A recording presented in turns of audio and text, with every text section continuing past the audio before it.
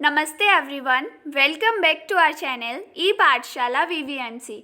आज हम करेंगे कक्षा 10th की हिंदी की वर्कशीट नंबर 41, जिसकी तारीख है 7 अक्टूबर 2020। आज की यह वर्कशीट हमें कविता कन्यादान के ऊपर दे रखी है, जिसका यहाँ नीचे भावार्थ दे रखा है। प्रस्तुत पंक्तियों में कवि ऋतुराज ने उस माँ का वर्णन किया है जो विदाई के समय अपनी बेटी को नसीहत दे रही है। नसीहत यानी कि अच्छी सीख दे रही है कि उसे ससुराल में किस तरह रहना है और किस तरह नहीं।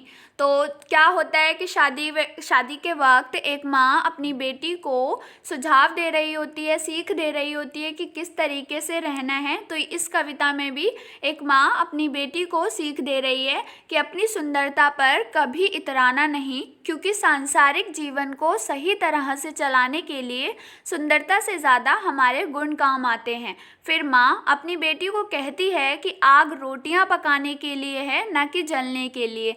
अर्थात जो आजकल डाउरी सिस्टम या फिर जो घरेलू हिंसा होती है, इसके कारण औरतें क्या करती हैं, अपने आप को आग में जला देती हैं, अपनी ज़िंदगी ख़त्म कर देती हैं। तो एक तरीके से इनडायरेक्टली तरीके से ये माँ अपनी बेटी को कहती है कि जो आग है वो रोटियां पकाने के लिए है, ना कि जलने के लिए। उसके बाद माँ कहती है कि जो वस्त्र आभूषण के मोह में कभी ना पड़ना, यह केवल एक बंधन ही है जिसमें कभी भी नहीं बंधना चाहिए। इसके चक्कर में बसा बसाया संसार भी उजड़ जाता है। इसके बाद माँ कहती है कि आपको किसी के सामने एक दुर्बल कन्या की तरह प्रस्तुत नहीं होना चाहिए। मतलब लड़की हो, लड़की रहो, बट लड़की की तरह मत होना। यानी कि लड़की की तरह नॉर्मली जो हमारी सोसाइटी में लड़कियों को क्या माना जाता है, कमज़ोर माना जाता है। तो वही कहना चाहती है माँ कि लड़की होना, पर लड़की जैसी दिखाई मत देना। तो अब हमने इस कविता का भावार्थ पढ़ लिया। अब इसके अकॉर्डिंग हम निम्नलिखित प्रश्नों के उत्तर देंगे। प्रश्न नंबर 1, माँ ने अपनी बेटी को क्या क्या सीख दी?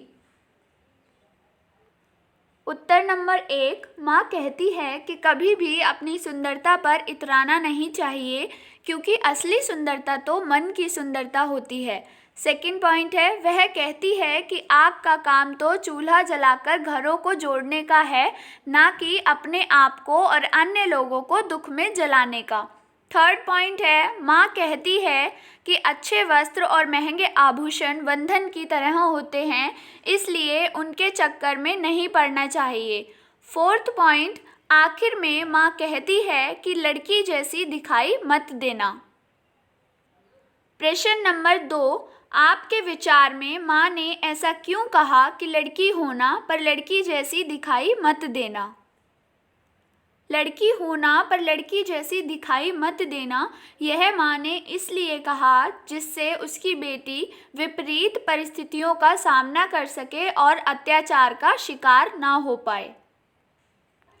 प्रश्न नंबर 3, आपकी दृष्टि में माँ ने बेटी को सचेत करना क्यों ज़रूरी समझा? सचेत यानी कि उसे पहले से ही वार्न करना, वार्निंग देना क्यों ज़रूरी समझा?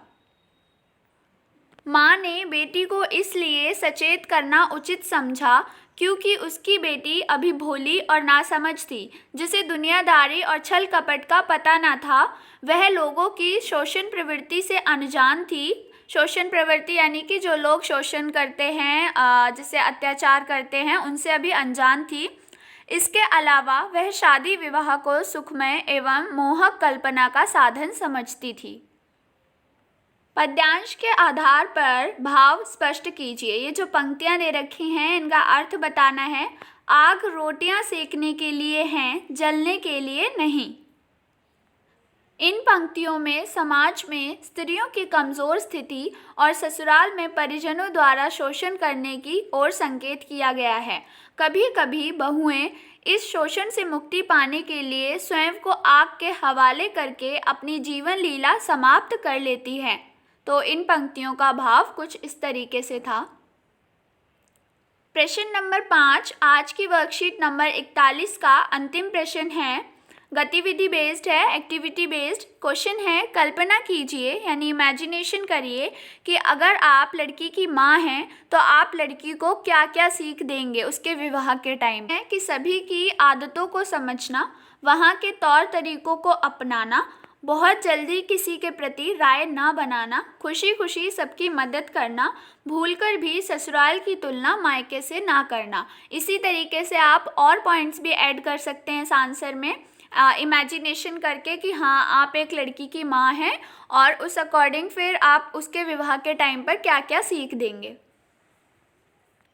आई होप आपके लिए ये वीडियो हेल्पफुल रही होगी वर्कशीट नंबर 41 करने में। So please like, comment, share and subscribe. Thank you for watching this video.